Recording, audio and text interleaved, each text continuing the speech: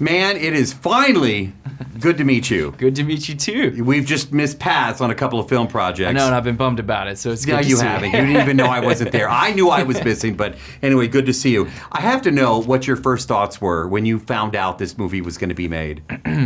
Well, when I first was offered the job from Oliver Stone, I was just excited. I mean, I'm such a fan of his. He's made so many awesome movies in the past. You know, whether it's Natural Born Killers or Wall Street or Platoon or JFK or Born on the 4th of July. I mean, you could go on. He's such a great director. But the very next thing I thought was, wait, what did Edward Snowden do again? I know I've heard his name, but like, what exactly did he do? I didn't really know. You know, you hear his name on the news or whatever, but when I tried to remember what exactly he did, I couldn't really think of it. So I had to look into it for myself, and that was interesting. Well, but, you know, the other thing, too, is I'm not going to bring up, you know, what side of the fence anybody's on, but, I mean, it is controversial. Mm-hmm. So I'm wondering, as an actor, were you a little apprehensive saying, you know, after you realized what was going on and what the film was about, did you, for a second, go, should I do this? There were definitely people in my professional life that were saying, hey, he's a polarizing figure, half the country really supports him, half the country doesn't.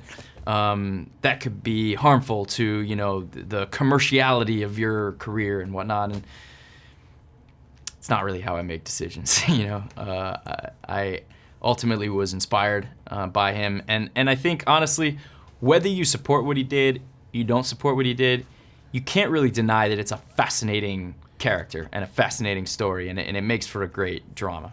I will tell you, I'm glad you did this, because watching you on the screen just last night, I saw it. Fantastic film. Thanks. You nailed it. Oh. I mean, I don't know, Ed. Yeah. You've met him. We'll talk about that in a second. But the dialect, the mannerisms. What did you study? I mean, was it just the meeting with him, or did you study film? I make it sound like a sports game now. But yeah, exactly. I was there in the film room the whole time. Yeah, would tell me.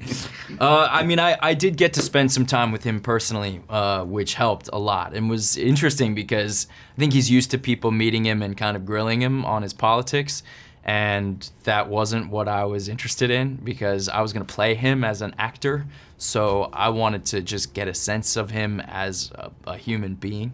And you can tell a lot about a person just by like how they shake your hand, you know.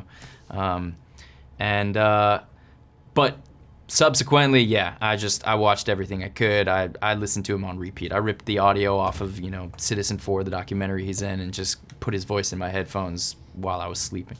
What's the one thing about him that we don't know that surprised you? Because, like, for me, watching Citizen 4 was that he's a Selena Gomez fan. Remember they play "If You're Ready, Come and Get It" in the movie? I'm like, wow, he likes it. But what was the one thing that surprised you? You know, one thing that I didn't know before doing this project was in 2004, Edward Snowden enlisted in the U.S. Army.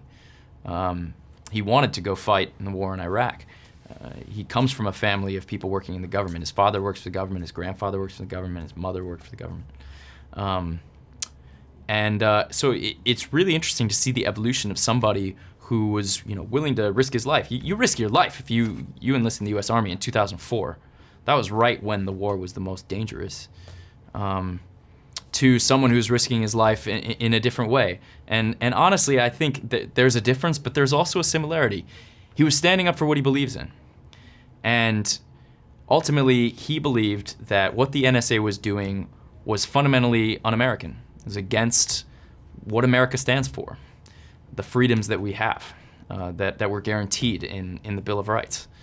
And he was willing to risk his life to try to stand up and defend those freedoms that we enjoy.